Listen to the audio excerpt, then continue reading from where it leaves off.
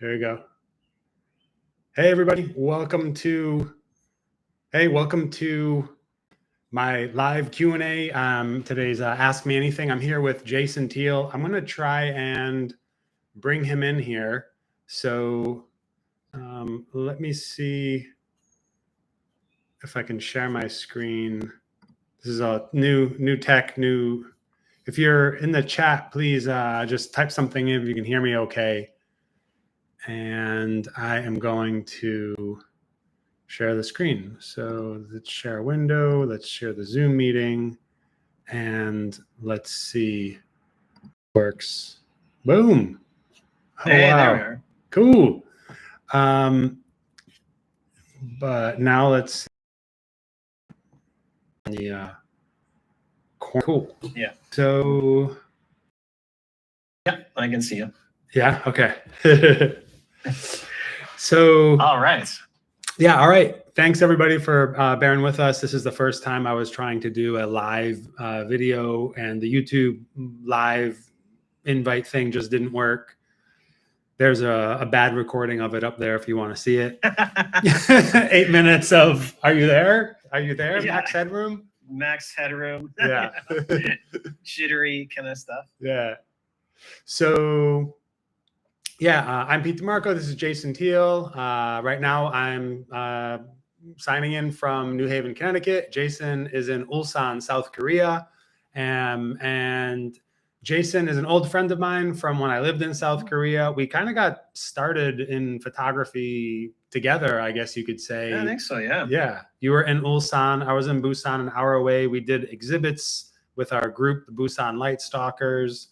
We did tons of meetups, photo walks, a really kick-ass time. So maybe we can start there. Where is your favorite place? You're from Ulsan, but I know you've been. I'm going to start with Busan because I think most people who visit Korea probably have never been to Ulsan or Busan. Yeah. But Busan's the second largest city. If you were to go to Busan, what would be like if you were to say like your top 3 photo spots, like areas where you could get, you know, a lot of like photogenic parts of the parts of the city that come alive, that are just, I mean, I think all of Korea is like that. Yeah. But there's certain places in particular, and it could be any style of photography, street photography, whatever. If somebody were to visit Busan, let's start there. What would be some of your favorite spots and why? Well, I think like I'll start this by sort of explaining what makes Busan sort of a great city for photography, because I think like if someone is stateside, or like, you know, if they fly to Toronto, they've got the city, or if they're in Chicago, they got the city. That's pretty much it. The beauty of Busan is that you have so many different aspects of photography. So the 3 points I would start with is early mornings. You can head out to sort of the Songjong, Gijang area, Haedongyeong, Gunsa, catch the sunrise, watch, you know, long exposures on the beach, lighthouses, all of that. You get sort of a taste of rural Korea, and you're still within Busan. You know, you can still grab a coffee on your way out.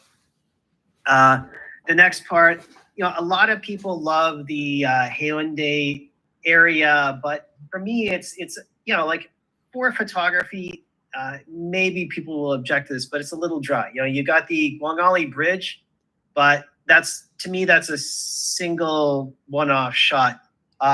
Midday, if you're looking for something a little bit street, I know you and I have photographed this place a lot, which is the Jigalchi, Nampodong area. It's just, you know, it's the hustle and bustle of true Busan life. And I think that's what really, if you're looking to, you know, hit the pulse of what the city's all about, the history, the industry, Nampodong is where it is. And you also have access to the surrounding areas, which, like, you've got the Busan Harbor Bridge and all of that area. And then as the night goes down, I think that was one of the last few spots that you and I photographed together, but Panyang-sang, the big mountain that overlooks the whole city, And I'm not sure if they finished that when we were there, but they've got this huge viewing platform now. So when you go up, there's sort of the radio tower thingies. I remember we were walking past that. Now that's all like a huge viewing platform. So you almost get like a 360 view of the city from that spot. And I think that's a great way to sort of finish off your, you know, tour de force of Busan. Yeah, I love it's first off, I have to, when you said, oh, I'd start by Songjong Beach and the temple, Haedong Yeonggungsa, right? Is the temple? Yep, yep. Yeah, that it's funny because I know you love sunrises, and Yep. I don't like getting up for the sunrise. Yeah. But that's the spot, and that is one cool thing about being in Korea. Well, they say Japan. Well, land of the rising sun is Japan, right? Yeah. But I mean, in Korea too, I think there's something about rising sun. I don't know, but I mean, the half of the peninsula faces east. So if you're on the eastern half, you're looking out at the rise. You can catch sunrise every morning, which when I was there, I kind of took for granted. Yeah. But being, that's a good spot. So, and then another spot that I know you really like is what's it called? The Gyeongju, which is like the old capital of South Korea. And I know you go back there again and again. It's close to Ulsan. I mean, it's not that far for you to go there, but there's also lots of cool places you could shoot over there. What brings you back to that place? It holds a special place in your heart. I know. What is that? It totally does. I have ideas, but I just want to hear what you say.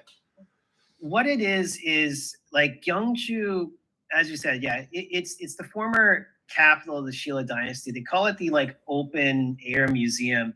And it's one of these places where like the biggest challenge I have with photographers, Instagrammers, travelers, anything, they hit three places. They go Seoul, Busan, Jeju. And Gyeongju is one of these places that you have history, like just there. And every time I go back, there's always something that really basically happens for, I guess, like a good example was like a couple of years ago, I went to Bulguksa, which is a UNESCO World Heritage Site. It's a beautiful temple. It's got huge historical significance.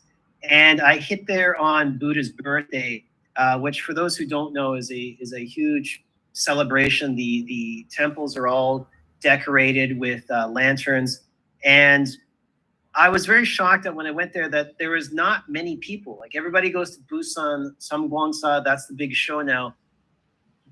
This place was maybe 50 people. It was a very intimate affair, but it's just open.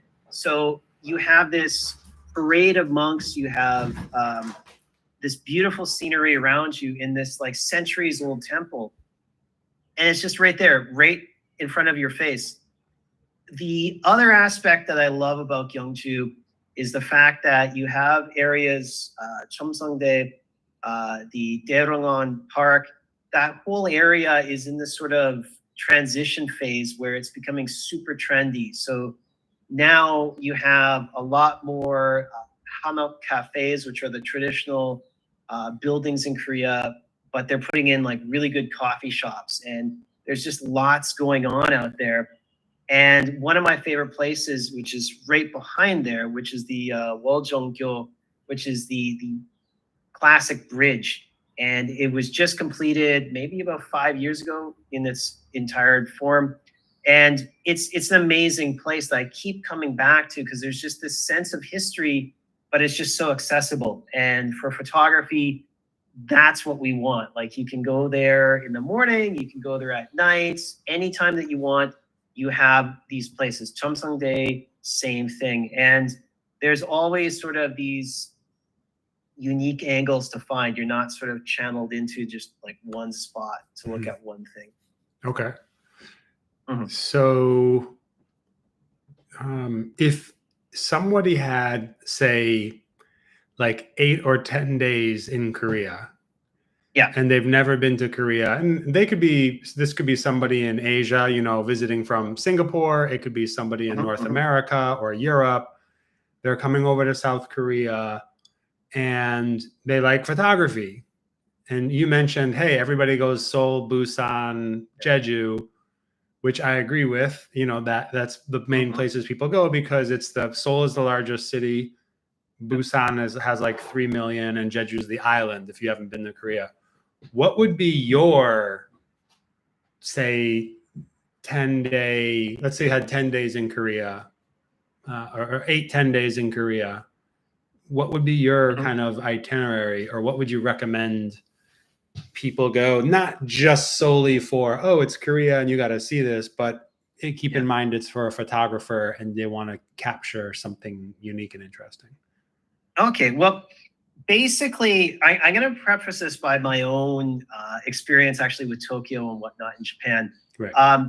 When I talk about, say, like, well, everybody goes there, I'm going to call those the safe shots. You know what I mean? And what I mean by that is that if you come to Korea, the same as if you go to Tokyo or downtown New York, you want to get the shots of, you know, this, you know, from the Empire State Building or the shrines and Shibuya in Tokyo. So the first thing I would say is spend a couple of days in Seoul, and the places that you want to hit would be a good mix of urban and historical. So do the palaces, and the thing about Seoul is it's quite accessible. You're not venturing out into the woods here. You know, you're going to come into Seoul Station and you're going to go like 2 or 3 stops down for Gwanghwamun. And the first day, I would say if you have your bearings, go to Gyeongbokgung and tour around there and get those shots. Check and see if they have any sort of tours, because right now, I think they just opened up the night tour for maybe not Gyeongbokgung, but one of the surrounding. There's 3 main palaces in there. During the daytime in Seoul, I would say head out to the markets. You know, like the Netflix special really brought a lot of attention to the Korean markets. But yeah, like check out the seafood markets, check out the traditional markets, and just get sort of that sort of vibe, because during the daytime, you're not really going to get too much color. There's not going to be too many things. The other thing I would say is like, not sort of a touristy thing, but one of the things that's unique about Korea is most of, and I guess maybe Japan in the same sense, but there's a lot of trendy cafes. There's a lot of like just off the wall stuff that you can photograph if you're sort of want to catch the modern vibe. Because I think a lot of times people think Asia, it's got to be temples, historical sites, things like that. But Busan and Seoul has a lot of this really modern vibe. The other place I would say to check out, you and I photographed there, the DDP, Dongdaemun Design Plaza, Tonggaecheon, those places, because nowhere else in Asia are you going to see kind of stuff like that. And I think it's a very cool thing. So I'd say spend a couple of days exploring those sites. You can do the places I would say like for photography, like everybody wants to hit the DMZ, but really I found it's not that, because it's so restricted, it's not that photogenic. And the biggest story I have from this is, I think the last time I was there, I had the 70 to 200 mil on, you know, the big white Canon lens. And we're right in Panmunjom, the blue houses, you know, North Korea is there. And I knelt down. I knelt down, put my arm or my elbow on my knee, and the US military, the Korean military lost their shit. And I just remember hearing someone say, "Stand up now." And I was like, whoa. And what it was, and this is probably like harkening back to really my days with my father as, you know, shooting, but exactly what they said. That's a shooting position. Never just stand here and take pictures. Like, don't like kneel down. And I was like, okay. But it's a great place, but you're really not, there's not a lot of latitude and there's not a lot of places that you can freely photograph. It's more of a selfie kind of, hey, I'm here, that sort of thing. And because of that, the shots that you're going to get at the DMZ are basically going to be the same as everybody else's. So, you know, you get the shot of the Korean guard, that's about it. And they're great to have, but for like cityscapes and whatnot, street photography, you're going to have much better time if you sort of channel your energy in Seoul to like the downtown areas and whatnot. So 3 days in Seoul, or how many days? 2 nights, 3 days? Yeah, like 2 nights and 3 days, because you do want to get like a lot of the like especially at Cheonggyecheon and stuff. Like you want to get some night vibes, and as well, it's going to take some time to sort of get around. Like if you shoot DDP at night, you can also hit the Cheonggyecheon, but you're going to miss out on some of the palaces and whatnot, and you know, the N Tower and stuff. So that's sort of that. And I would say, you know, if you want to hit Busan, I think that's the next starting point, but use Busan as a launching platform for other areas. Mm-hmm. And this is where you're going to spend a little bit more time, because Seoul is in the pocket up here. It's great, but it's off on its own place, but it's the place that you fly into. So logistically, when you hit Busan, you can do there's a ton of stuff to do in Busan. You can do basically, I love the seaside. So there's a lot of places now that you can just, it's, I think maybe it's because of the preparation for the what was it? They were trying to get the World Expo, but they failed, but they did a lot of great stuff. So you have places, hidden places like Cheongsapo, which are the twin lighthouses. But they have now what's called the Hyundai Blue Line. So you can take like the little mini trains out along the ocean. And this sounds like all touristy stuff, but the views that you're going to get, the shots that you're going to get are going to be memorable. As I said, Haeundae Gwangali night is great, but where you and I went before, the Busan Harbor Bridge, that area has all been redeveloped. There's a viewing platform now. We don't have to break into buildings or anything like that. Remember when we did that? I was like, let's go to the roof. And I was like singing the James Bond song. Avoiding the CCTV. Yeah, that was fun though. Oh, that was hilarious. Yeah. But now it's like what we did then is like night and day now. There's like, now they have like huge platforms where you just park your car, walk out. What I love about that area in Korea in general is that it's so far off the beaten track.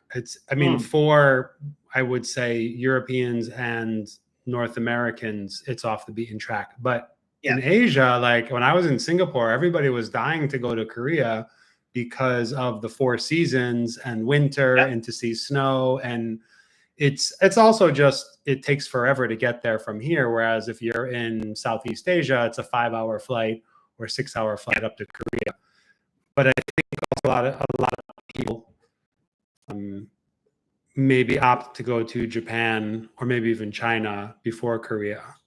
But that's a whole nother story. I want to get to we'll get to that. I want to hear the rest of your itinerary. Sorry. All right. So once you cover those places, and you're going to need a couple more days for that as well. Like Busan, much like Seoul, you're going to need like 2 to 3 days. And I know it sounds like a lot, but like when I look at it, if you're going to do full days of shooting, like you can do sunrise, Haedong-yeongunsa or Gijong. There's another seaside shrine called Orongdae. And then you can get into, there's, as I said, Jigalchi. Jigalchi is okay, but if you want sort of like the real market areas, if you go into, if you go up to what is the main market near Bujin Station? Bujan. Is And it Bujan Bujang Market? Station. Bujan? Yeah, Bujang Market. Yeah. Yeah. I actually really like that one because it's Nampodong is pretty busy, lots of tourists.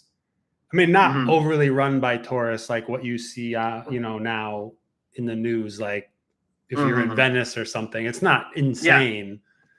No. But if you want to go pretty hardcore local, that Bujan Market is really good. In fact, some of the people who work in the market, especially the ajumas, the older women, as they say in Korea, the ajumas, are kind of surly, and even the men too, the ajushis, and they're actually, some of them are anti-camera, I think too. Like you do get that a bit in Korea. That's also another question coming up. Okay.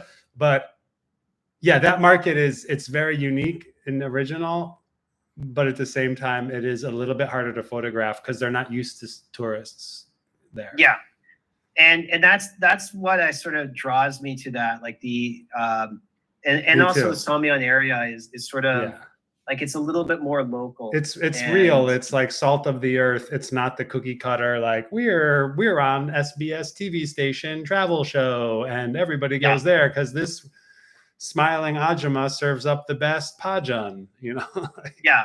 Well, that's sort of like, like I think the Seoul market is like Gwangjong, Shijang up in Seoul, because of the Netflix special, because of the tourism, like a lot of people, you get the price gouging, but it's become sort of like we're the market. And with the Bujang market, it's more real. It's where people go to get anything from herbal medicine, dried frogs to honga. That's all right. that kind of stuff. I forgot about the dried frogs, which are fun. I've taken many photographs of those. It's funny about that, what you mentioned being on TV, and then everybody goes because they do have Netflix specials. Everybody goes there, but I don't. You might disagree, but I think for some Korean foods, and this goes for anywhere in the world, it's kind of hard to make something for some foods that are far and above better than other ones. And like one thing I can think of is like kalguksu, which is called like knife noodles and means knife noodles. It's basically noodles. They use a knife to chop them up for anybody who hasn't had it yet. It's awesome. And of course you can have I've never had a bad bowl, but I've had one that's kind of like, it's okay. But when you go to those super famous ones and you eat it, you're like, that's not too far different from what I get from some random place that's like one old woman who's cooking it in a corner shop in the back, like for her whole life, like it's really exactly like basically I guess what I'm saying is good food is everywhere and the market feeling is everywhere. It's not like, I do think some places, if you were to go, like if you're in Seattle and you go to Pike's Place Market, like that is the kind of, I don't know Seattle, but I've been there once, but it's an experience, like where they're throwing the fish and whatnot. Right. It's the big thing with like, or even though like a little bit of controversy right now is because of the tourism. Actually, the Gwangjong Shijang was told to drop their prices because like the biggest thing is that as these places become famous, you're right.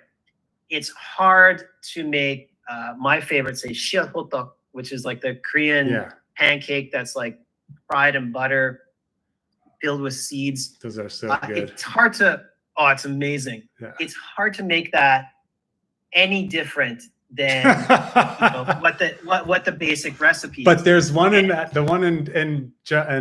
Nampodong, they have the stand and like everybody waits for that one. Yeah. Because that's where everybody else goes. And the prices, because of that, the prices have tripled since you've probably been there. Wow. Like it used to be like 500 won, then it was like 1,000. Yeah. And then now it's which is like $1. Big one. Yeah. Now it's like $1.50. Yeah.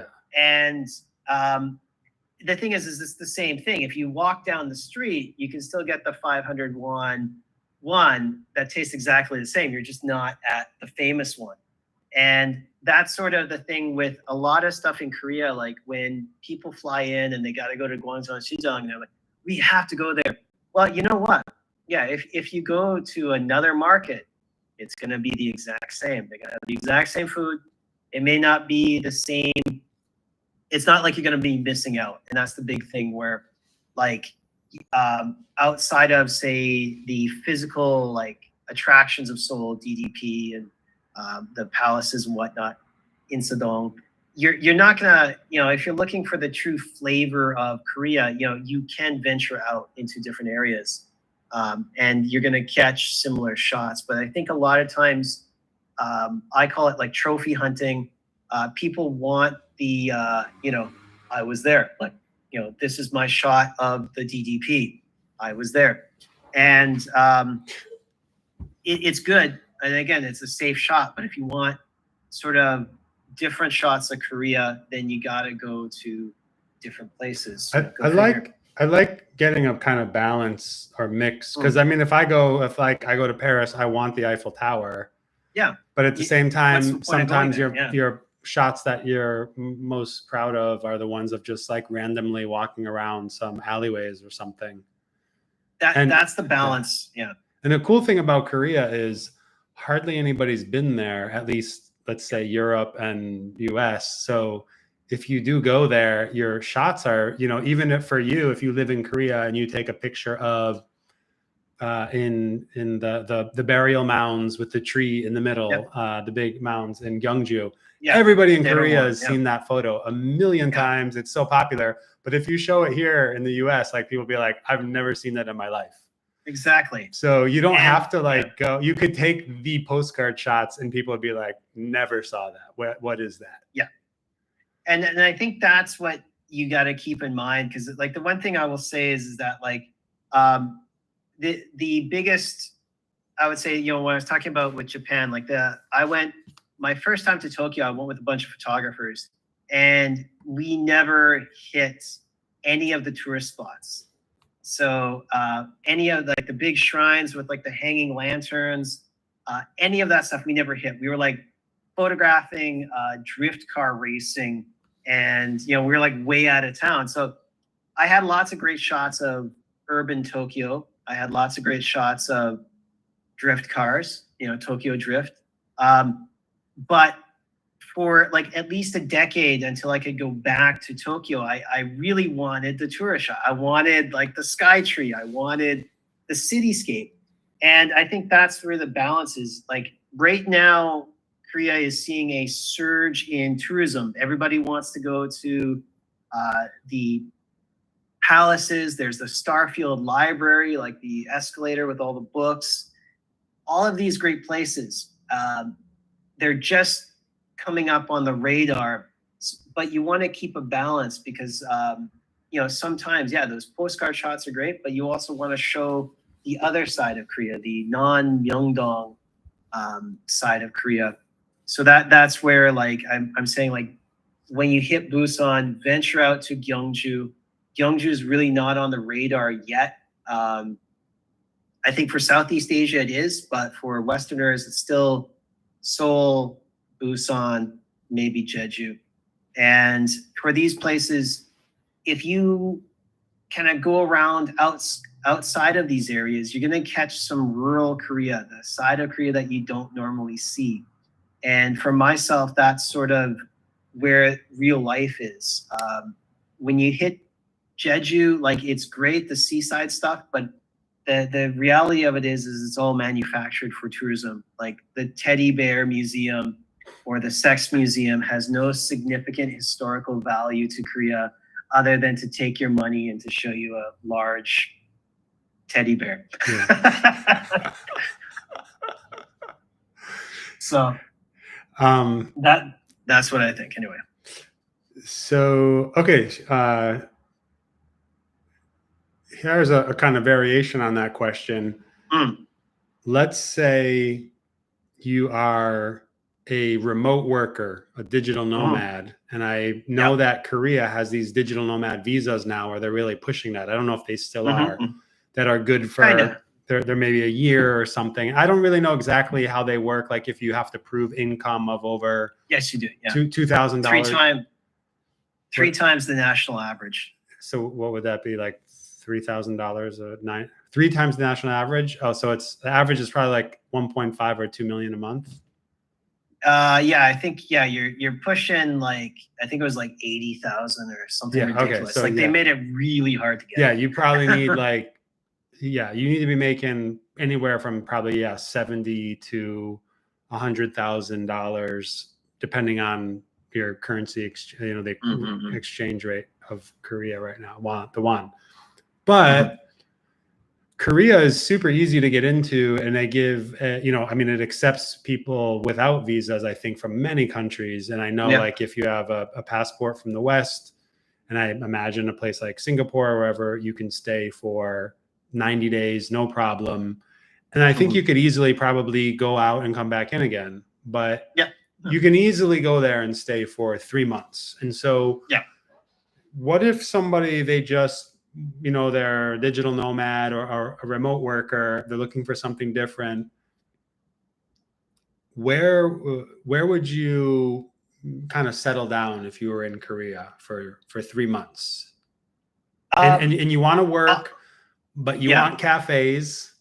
You maybe want some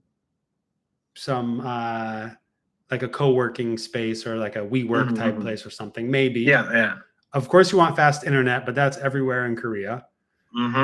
And you want to be able to, though, travel around while you're living there because you want to see the country. What would be your spot that you would say, hey, settle down here? Yeah, I you know me, like I'm sort of, I got a penchant for Busan, and I think right now Busan, to me, like if someone's a remote worker, it's got a little bit of everything. So if you're coming to work, I know they have great workspaces, but for the lifestyle, why I'm not recommending Seoul is this: like Seoul has it's urban sprawl. I know people love it, but if you're here for 3 months, like it's sort of, the only way I can describe it is like, and I know some people absolutely love it. They can stay there forever. For me, it's like one of these places. It's like a really good piece of chewing gum, but it loses its flavor fast. That's the only way I can. Right. Like if you're there as a tourist, great, wonderful. But 5 days a week. Busan, it's one of these places where, as time goes, it just keeps getting better and better. It has all of the same things as Seoul, minus the big name stuff, but it's one of these places where if you're specifically focusing on as a remote worker, and from what I see on YouTube, like, you can get up. There's a great foreign community that they're doing yoga and all this kind of stuff. There's lots of events going on. Every month there are new festivals down there. You can run along the Gwangali Bridge, but it's one of these places where you can go down to the beach side, get your cup of coffee. Everywhere has fast internet. You can open up your laptop. And this is the difference where when I was in Canada running a cafe, we hated people that would sit and camp out with their laptops doing nothing. They buy one cup of coffee for 6 hours. Korea, that's the lifestyle here. They've chain coffee places like, I think it was Holly's or somewhere. They actually have now desks designed for remote working where there's a plug-in on the table. It's a solo thing. Go for it. And again, with Busan, it's all connected by subway. They're branching out the network. So you have the KTX, you have the flights. And the big thing why I suggest this is that if you get burnt out of Korea, if you're like, wow, this is draining me, or you need to renew your tourist visa, Japan is a 45-minute flight away. Deals from the local airlines or Peach Air in Japan, you can fly to Japan for less than $100. And from Busan, there's also a fast ferry that takes about 2 hours and 45 minutes or something like that. And that got upgraded now too, so you can like zip back. Oh yeah, like it's luxury now. Like for me, the best bang for the buck, actually, to be honest, is like the flight to like Fukuoka. If you get the budget flights, like I flew there one time, it was like, I think it was even less than $50 for like the premium Peach Peach, airline. I think. Yeah. And Jeju Air was the one I flew, which was dirt cheap. And it's so close, like literally like the plane climbs up to altitude and then there's like, you're like, okay. And then ding, all right, everyone, we're descending into Japan now. And you're like, you're there. And the subway's right there, everything. So it's super fast, super efficient. And if you're up in Seoul, you got to fly, you know, it's a little bit farther, but with Busan, everything is sort of right there. Want to go to Jeju? Boom, right there. I always love like kind of second cities, and that's what Seoul is. I mean, Busan, that's what Busan is. It's funny as you're explaining, I was like, yeah, actually, and that's actually why I chose Busan, because it's the furthest point south. The weather's a bit warmer. It barely gets snow in the winter. And it's just, it has an international airport. It's connected. You can have, there's the KTX, which is the bullet train.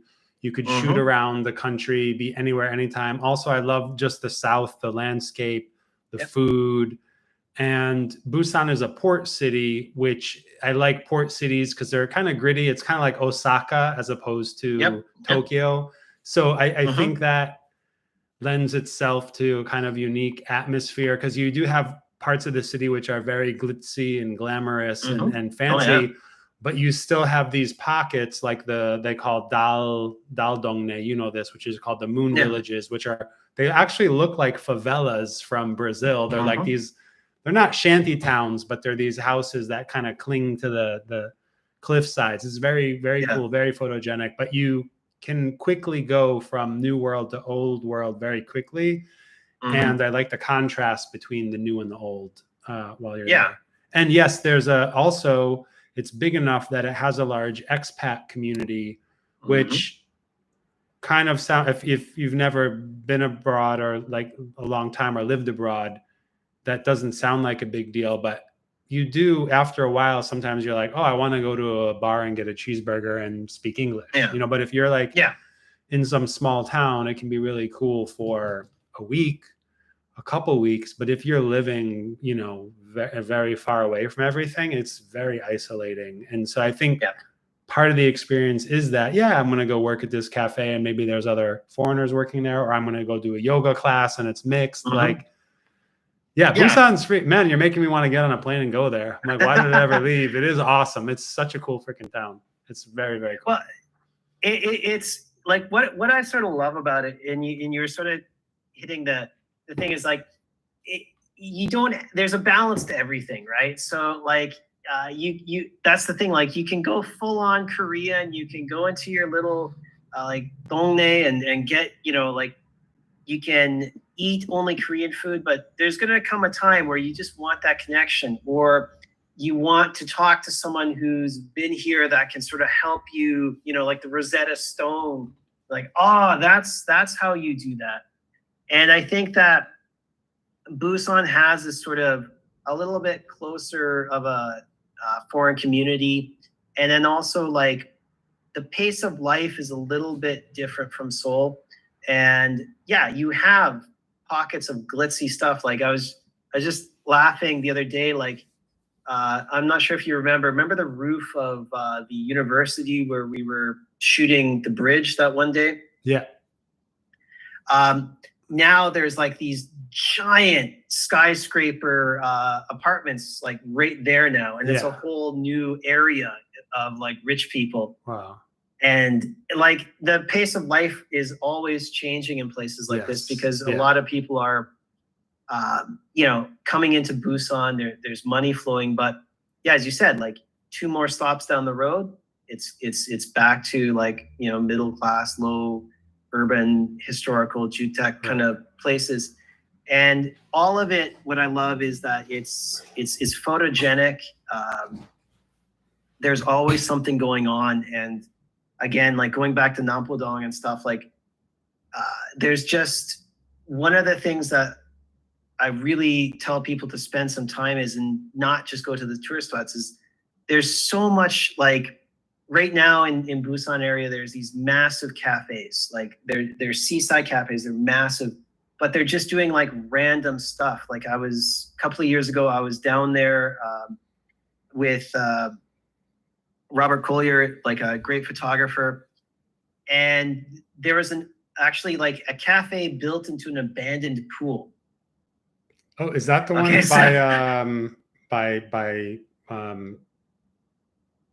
by the beach there, by Guangali Beach? The abandoned pool. No, this one the Samick is Beach in Apartments. Oh no, this one is it was kind of in that I forget the name of the area, but there's like a little sort of pocket area. If you go over the bridge from Nampodong, there's a new little area full of cafes. It used to be like sort of a more industrial place, but yeah, there was an abandoned indoor pool, and they put a cafe into it, and it was just like you're having your coffee in like the deep end of the pool. Like it's so weird. But it's just bonkers enough that like, you just got to shake your head and say like, yeah, like this is kind of stuff. And when you're living here, like even myself, like I've been here 20 years, there's always something on the radar that just forces me to grab my camera and go. And like another thing with like Gyeongju, like there a couple of years ago, one of the little shrines that they had, they started putting lanterns on the hill. So it was like a shrine on the you might have seen the pictures, like there's a shrine on the top of this hill, and then the whole hill is covered in lanterns. And it was just one of these things that like they started doing it a few years ago. Now it's like a big thing. It's just always changing, and there's always something, someplace, somewhere to grab your camera and photograph. And when I go back home to Canada, like I'm struggling to get that same sort of like, same energy. It's maybe New York or bigger places, it'll be the same. Like I know New York's got that weird pine cone shaped building. Yeah. But the other thing I will say for photography in Korea is it's safe. No one's going to shank you for your camera. Yeah, anywhere it's fine. Yeah. So that's sort of the big thing is like when I'm photographing, and the good story is in Gyeongju, when I was photographing that sort of hill with lanterns, I'm there with other photographers, and they're just leaving their cameras, like thousands of dollars on the tripod. And the guy just walks 10 minutes down the path to like the public washroom, comes back, like no one's running off with his camera. Is like hilarious. But that's sort of like the vibe that you get here. Yeah, absolutely safe. Yeah. All right. Another question is about your podcast. So can you tell us a little bit about your podcast? Like what kind of topics do you talk about? And, yeah. Yeah.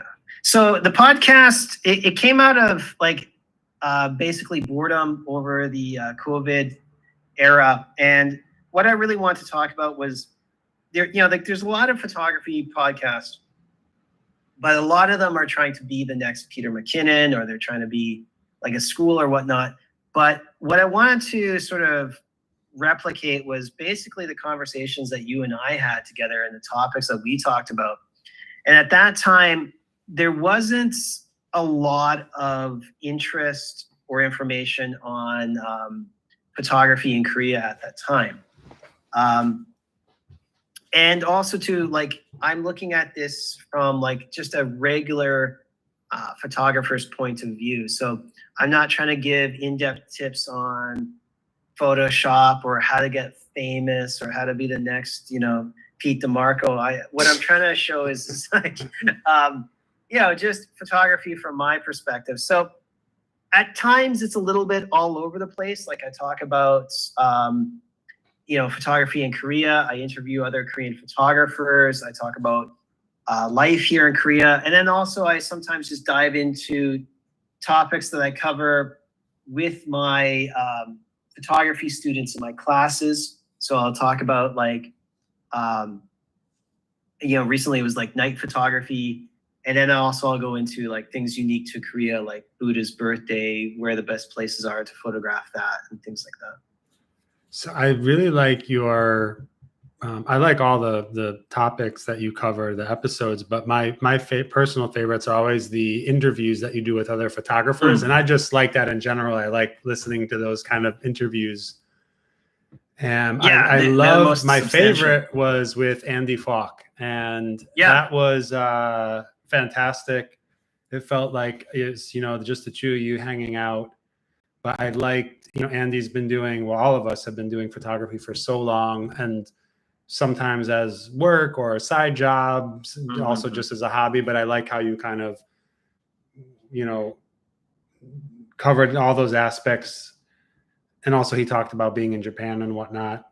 And I know him too. So it was exactly. Like, I was like, hey, I'm hanging out with you guys. You know what I mean? Yeah.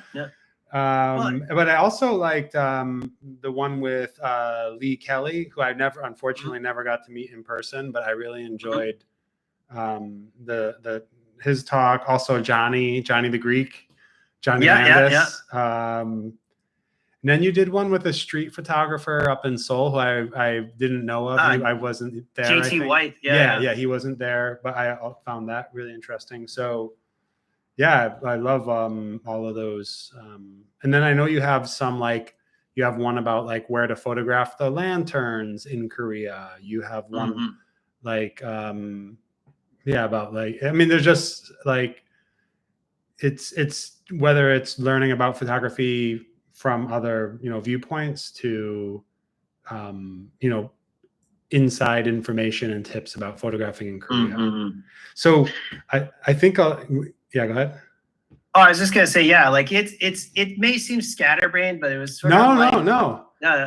I think it's good. I mean, my newsletter changes all the time the way I write it. So it's like, I'm like, oh crap, I'm changing it again. But it's kind of like photography. It's like some days you want to shoot birds, the next day you're shooting, like everybody likes to photograph everything. It's like, I'm not just going to photograph waves for the rest of my life, but I think I like that because it keeps it fresh.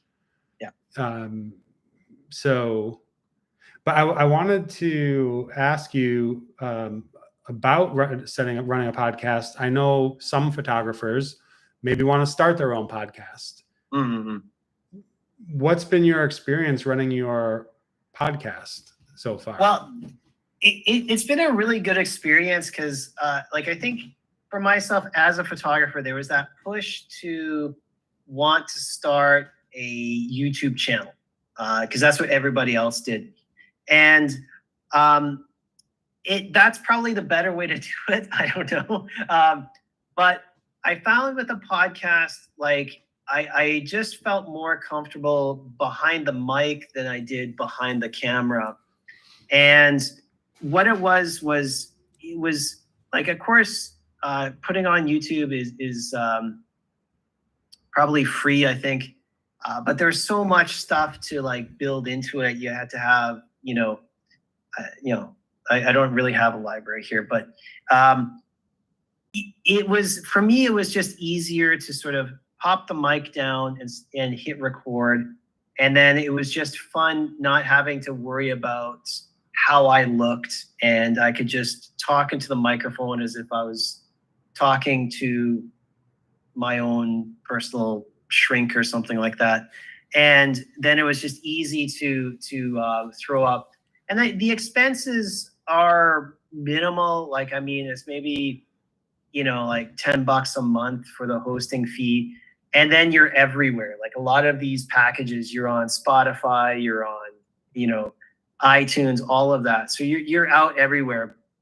And that can be a blessing in disguise. Like the one thing I really noticed is that people do listen. So if you're talking about something, or if you don't get, not if you offend anybody, but like, people will say like, hey, yeah, I heard your last podcast. And you're like, oh yeah, okay. So, like it is sort of more out there, because I think now with people commuting, with people doing stuff, again, I find the podcast a little bit more portable. Like you don't have to sit there and watch it. You can just throw it into your headset and go.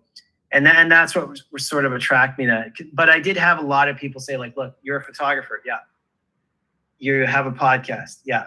No one can see what you're talking about. It doesn't matter. And I think for myself, it was the content that I'm talking about is not related to the visual. It's more related to the lifestyle of a photographer. It's more related to like, I've got a couple episodes coming out about, one about my last adventure in Tongdosa. And for me, like people already have their pictures that they're going to take, but it's the feeling of getting out there. And another one that's, I'm not sure if it's the recent one or I've got 3 in the pipe over the next couple of weeks. One will be released today and next Friday. And I talk about going out to Suldo. And it's a place that I've photographed 1,000 times. But what I was more talking about was when you get up in the morning. And right now, to get a good sunrise shot, you got to get up. You got to drag your ass out of bed at like 4 a.m. in Korea. And when you wake up and you're lying there warm in your bed, you realize that you got to get up, put clothes on, make some coffee, drive somewhere and stand on whether it be the ocean or wherever. The idea of that when you're lying in bed is like, if you had a choice between getting out of bed or hitting yourself in the head with a brick, I think most people would hit themselves in the head with a brick and then go back to sleep. And that's sort of what I talked about, because in that thing, it was not so much about getting the best shot ever. It was about what happened when I got to Suldo, because I drug my ass out of bed. I made my coffee, jumped into my car, and I'm like thinking like, what am I doing? And I get there, and then there's the lighthouse and the giant moon behind it, still in the sky. The sun hasn't come up yet. And the funny part about that story, another Korean photographer, I can hear him like, the engine revving, and he just gets out and he's like clicking away. We both saw that same sort of scene. And then he runs away to photograph something else. And then as I'm packing up my camera, he's like, he's like, come here. And then that's when the sun was coming up over the horizon. Like, so we just had this sort of connection for that moment. And then, we kind of nodded and took off to our own spot. But that whole scene was not about the actual image. Yeah, sure, I got some cool shots, but it was about that moment. And had I just stayed in bed, I would have never have gotten any of that. So it's more about the feeling, I guess. Yeah, I think that's the joy of photography and why we all do it. Is not, I think if you're not really that into photography, you maybe look at it like, oh, it's all about capturing the image, but the image is just a kind of the result of the journey, but it's actually like all the stuff that happens along the way. And I never would wake up early. I've had so many amazing experiences, travel experiences, everything, met so many people. I never would have, done that hadn't I. It's more like just an excuse. I think, what was it? Like Steve McCurry had some quote like, travel is my passion and my camera is my passport, or something like that. Something like that. I can't remember what it is, but he's basically saying like, really, I just love traveling and being out in the world and seeing this stuff and experiencing it. And the camera's just the reason that gets me there. The conduit. Yeah. Well, I think it's like part of what I love about this stuff, and this is what I kind of want to share oftentimes in my podcast, is like a good example. Even I took my photography class up to a small temple in Ulsan. Now, if you're photographing temples, especially on Buddha's birthday, there's a large amount of respect that you got to pay to the people who are actually there to worship Buddha. Like, it's not your canvas to paint on; it's their place of worship. So you have to understand, my photography class looks like United Nations. We have people from every country that you can think of: Greece, Ethiopia, Iran, they're all represented here. Showing up to a place, we stick out like a sore thumb, like we're, everybody notices us. So I had the opportunity, actually, I bumped into the temple manager, and in Korean, I just explained to him, like, yeah, like we're a photography class. Is it okay for us to be here? And he was overjoyed to have us. And he just starts like, like, what do you want to photograph? Do you want to photograph the lights? I can turn those on for you. And the connection that we had, and then was just amazing. Like, he was so happy. Like, he was asking questions about where we were all from.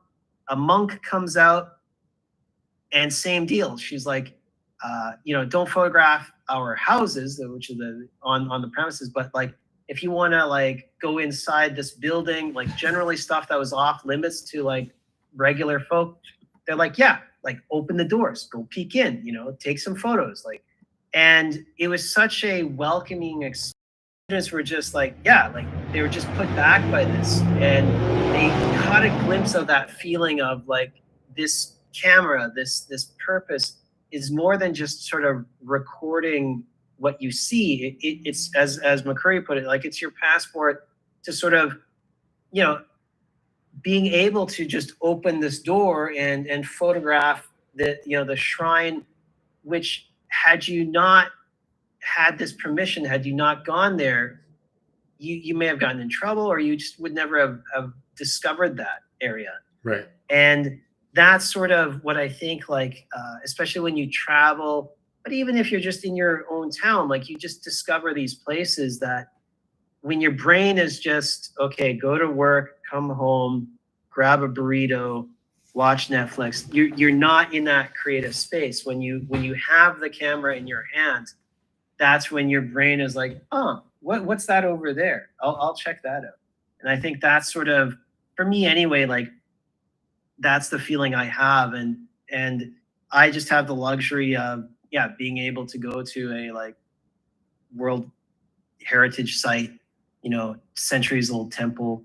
But like, it's like, for me anyway, like I've got countless stories, not just even in Korea, Japan, and elsewhere, where like, I was telling my class, I think it was last weekend, like I went to Fukuoka, a place that I've gone to hundreds of times for the visa runs and whatnot. And the last time I went,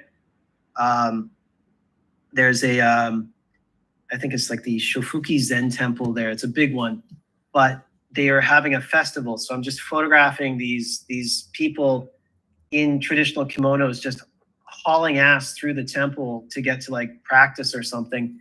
And same thing, I bump into a manager that runs the temple. And he's like, hey, check this out.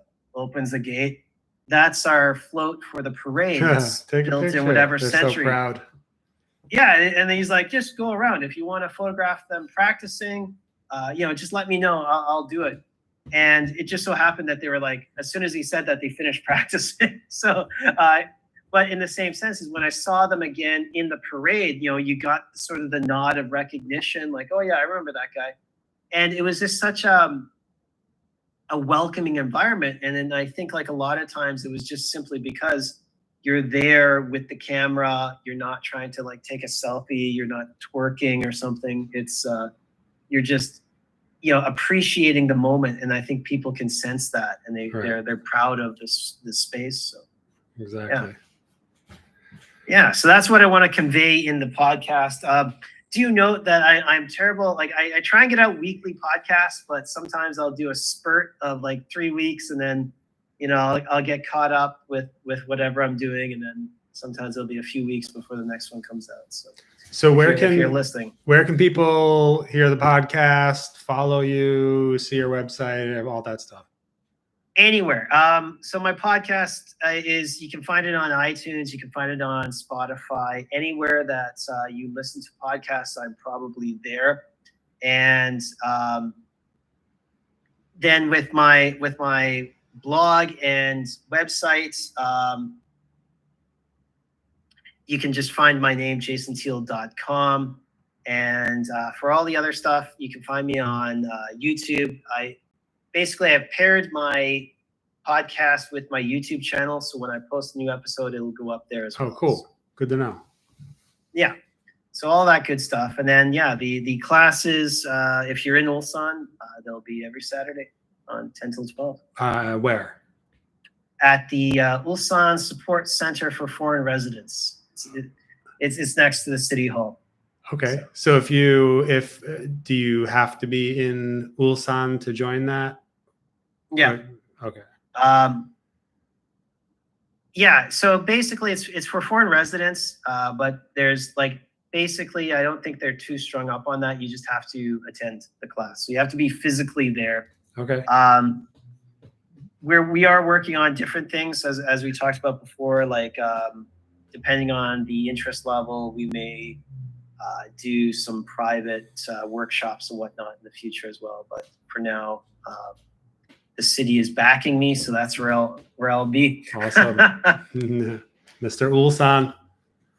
Yeah, but it's good. Like, I mean, what I love about that, like the whole purpose of this, like with the classes was kind of to link it to sort of that photographic passion. A lot of people have tunnel vision when they live in a particular place, and they need an excuse to sort of take off the blinders. And what I do with the classes is every month we do a photo walk. Every month we go to a different place around Ulsan, but each class they're tasked with a mission to utilize their skills that they learned in their neighborhood, or they're going somewhere else. And what I pitched to the city was this: like, this is not purely a photo class. It's a photo tourism class. Like, you know, these people are going out now to the festivals. They're going out now to the whale village that we have, that I don't know why you would need to go there, but you know, they're going there and they're photographing it, and they're spreading the word out now. So that's sort of what we're doing. I'm just helping them capture it in a better way. So they're super stoked about that. But at first they were a little bit. I think now they realize it, and they're fully behind. Like we're doing another gallery exhibition at the end of the year. Last year's was huge. It was a huge overtaking under my part, but it was interesting. Very cool. Yes. All right, my friend. Well, thank you for sharing. It was fun to just hang out and catch up and hear more about Korea. And exactly. Yeah, everybody follow Jason Teale. Listen to his podcast. It's amazing. And if you're in Korea, hit him up. I'm sure he'd love to meet up, and has tons of great information about Korea and photography. So That's all, everybody. Take care, my friend. And yeah, we'll talk to you soon. All right. Take care. Later, buddy. Bye-bye. All right. Bye-bye.